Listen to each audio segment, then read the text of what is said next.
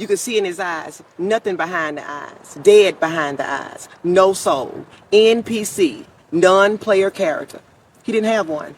I don't know what people think in the crevices of their mind to want to harm another human being, let alone that of children who have their whole life ahead of them. From what I've learned about this incident is that it's domestic in nature. That makes it even more horrific for all the fighting that we do as it relates to this.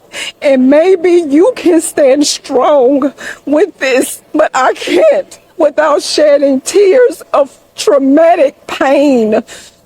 I pain and I grieve. It is 6 o'clock in the morning. The street is dark. The neighborhood is asleep. And a child is running for his life. He is 10 years old. He's in his pajamas. And every single person he loves is already dead inside that house behind him. He runs anyway, because somewhere, buried deep in that little chest, survival refused to give up. But then, the front door opens, and the man who just killed his entire family steps out onto that porch, looks down the street, finds the boy in the darkness, and chases after him.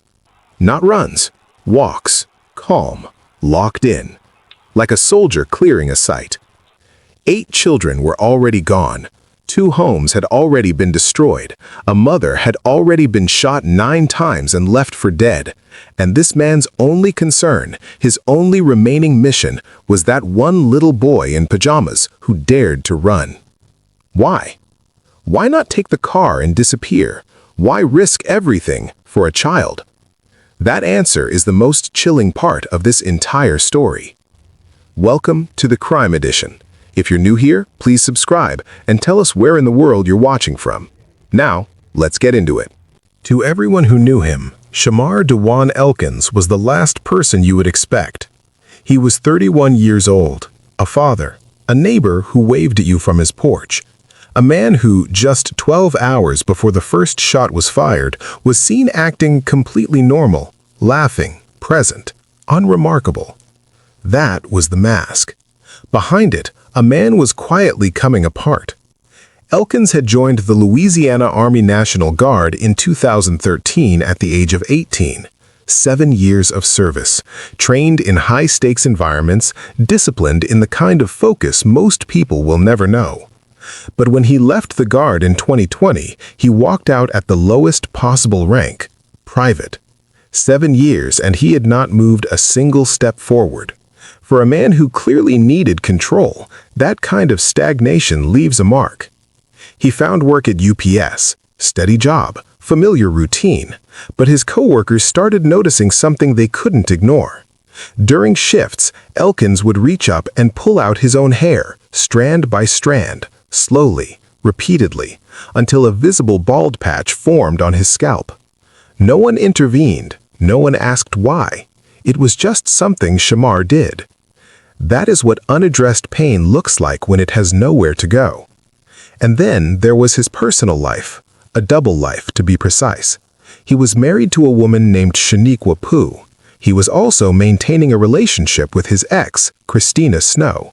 2 families, 2 homes, 1 man holding it all together with increasingly shaking hands. In 2023, Shaniqua had finally had enough. She mentioned leaving. She mentioned taking the kids. Elkins did not beg. He did not cry. He looked at her and said, coldly and clearly, "If you ever try to leave and take the kids, I'll kill you, the kids, and myself." That was not a threat. That was a blueprint. Here is what makes this story more than a tragedy. It is a failure, a systematic, documented, inexcusable failure. Because the warning signs were not hidden, they were not subtle, they were loud, they were on record, and more than one institution had the opportunity to act. They didn't.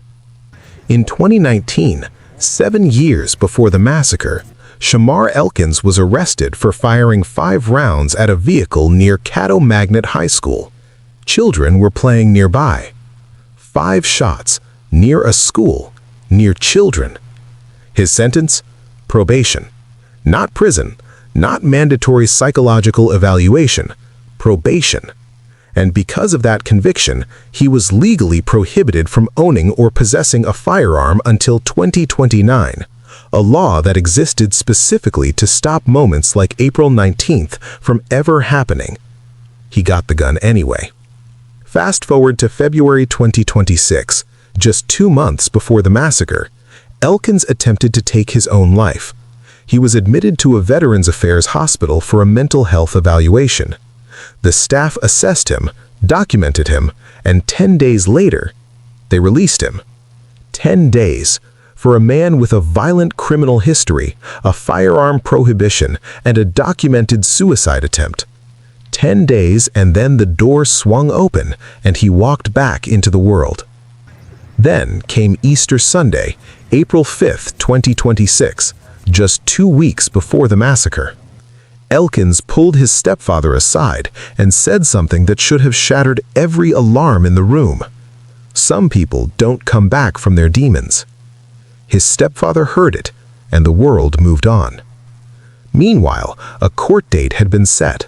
Monday, April 20th, the day after the massacre, Shaniqua's divorce proceedings were scheduled to begin.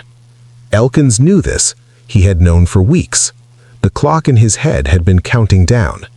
And somewhere in the weeks prior, a 56-year-old convicted felon named Charles Ford had unknowingly, or perhaps carelessly, allowed the weapon that would kill 8 children to pass into Elkins' hands. The stage had been set. Every red flag had been raised, and no one pulled the curtain down. Sunday, April 19th, 2026, 5:55 in the morning. While the Cedar Grove neighborhood slept, Shamarr Elkins was already moving. His first stop was Harrison Street, the home of Christina Snow, his ex, the woman who had given him 3 children, the woman who, by all accounts, had no idea what kind of morning this was about to become. Elkins did not knock. He opened fire. 9 shots. Christina Snow was hit 9 times and left on the floor of her own home. By every measure of logic and medicine, she should have died. But she didn't. She survived, and that survival would later make her one of the most important witnesses to what Elkins truly was. But Elkins did not stay to confirm she was dead. He had somewhere else to be.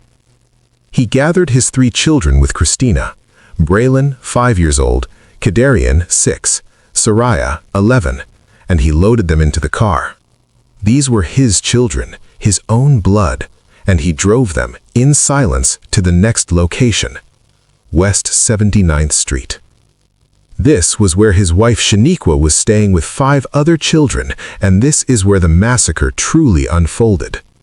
Inside that house, Elkins moved with the cold, mechanical efficiency of a man who had rehearsed this in his mind 1,000 times, room by room, child by child. Jayla Elkins, 3 years old, Shayla Elkins, 5 years old, Kayla Pugh, 6 years old, Layla Pugh, 7 years old, Markaydon Pugh, 10 years old. 8 children in total, gone before the sun had fully risen. But not everyone died inside those walls. Shaniqua's sister, Keosha Pugh, was in that house. So was her 12-year-old daughter. When the gunfire erupted, they did the only thing they could. They climbed. They made it to the roof and jumped. They survived. And from wherever she landed, Keosha grabbed a phone and called her family. Her voice was not calm. It was not measured. It was the raw, broken sound of someone who had just watched the world end. He done killed the pids. 4 words. 4 words that would echo through Shreveport for the rest of time. But inside that house, one child had not waited for the roof. One child had done something extraordinary. He ran. Markaydon Pugh was 10 years old. And in the most terrifying moment of his short life, he made the most human decision possible. He chose to fight to live. As the gunfire moved through the house on West 79th Street, Markaydon understood, in the way that only a child caught in the unthinkable can understand, that staying meant dying. So he moved. He found a way out. He hit that dark Shreveport street running in his pajamas with nothing but the desperate, burning will to survive. For a moment, just a moment, it looked like he might make it. And then the front door opened. Now, go back to that doorbell footage. Watch it again with fresh eyes. Because this is no longer just a disturbing clip. This is evidence of exactly who Shamarr Elkins was at his core. The man who steps out of that house is not frantic. He is not screaming. He does not look like a man in the grip of rage or grief or madness. He looks like a man who has just noticed an administrative error that needs correcting. He spots the boy, and he goes after him. Calm, purposeful, athletic. A 31-year-old man with 7 years of military conditioning closing the distance on a 10-year-old child in the dark. Ask yourself the question again. Why? He had a car. He had already committed acts that guaranteed a life sentence. Every second he spent on that street increased his exposure. Any rational calculation said, leave the boy, take the car, run.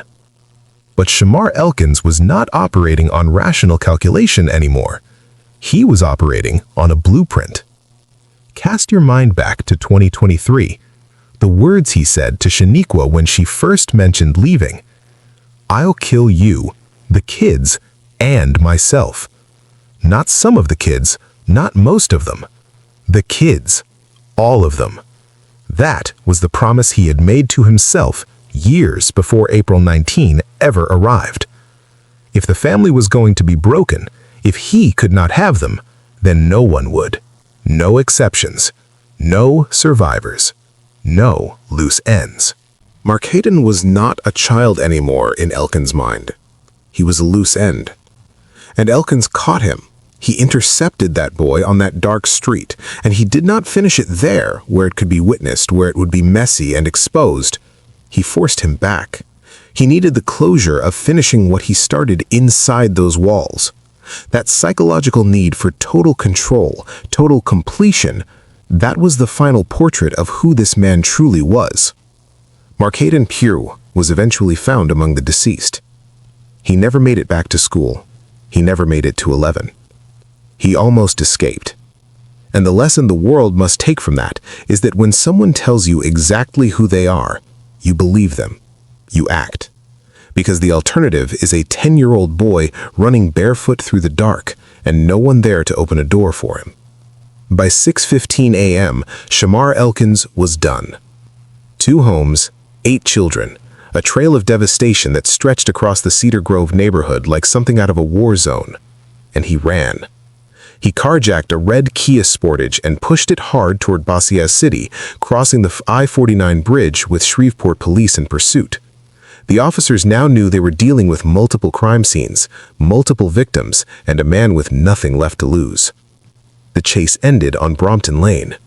What followed was a brief but violent exchange of gunfire between Elkins and responding officers, and at 7:03 a.m., just over an hour after the first shot had been fired at Christina Snow's home, Shamarr Elkins was found dead. Whether the fatal wound came from his own hand or from an officer's weapon remains under investigation. In the end, it may not matter. The threat was over. The man was gone. But the story was not finished. 2 days later, on April 21st, federal authorities made an arrest that sent a different kind of chill through the community. A 56-year-old man named Charles Ford, himself a convicted felon, was taken into custody. After initially lying to investigators, Ford admitted that the weapon used in the massacre had been in his possession. He claimed Elkins, a frequent passenger in his vehicle, must have taken it in early March. Charles Ford now faces up to 20 years in federal prison. 8 children are dead because a prohibited felon had a weapon he was never supposed to have, and another prohibited felon found a way to take it. In the days that followed, Shreveport grieved in the way that only communities struck by the unthinkable can grieve. Loudly and together, and with a pain that had no clean edges. The Governor's Love One Foundation stepped forward and covered the funeral costs for all 8 children. 8 small caskets, 8 sets of flowers, 8 communities of family and friends left to make sense of a Sunday morning that never should have happened. Shaniqua Pugh survived. Christina Snow survived. Both women now carry wounds that no hospital can fully treat, the kind that live in the body long after the physical injuries have healed. And in the quiet that follows a story like this, it is worth naming the 3 failures that made April 19 possible. The first, domestic violence warnings were heard and ignored. Elkins told Shaniqua exactly what he would do in 2023. That threat should have triggered intervention. It did not. The second, the mental health system failed him and everyone around him. A 10-day evaluation after a suicide attempt for a man with a violent criminal history was not treatment. It was a revolving door. The third, an illegal firearm found its way into the hands of a man legally prohibited from touching one, and 8 children paid for that gap with their lives. This is the lesson the Crime Edition wants to leave with you today. When someone shows you who they are, believe them. Not halfway, not with conditions, completely. Elkins was not a mystery. He was not unknowable. He told the people around him, told the system, told the world exactly what he was capable of. The tragedy of April 19 is not just what he did. It is everything that could have been done and wasn't. Rest in peace to all 8 children taken that morning. May their names never be forgotten.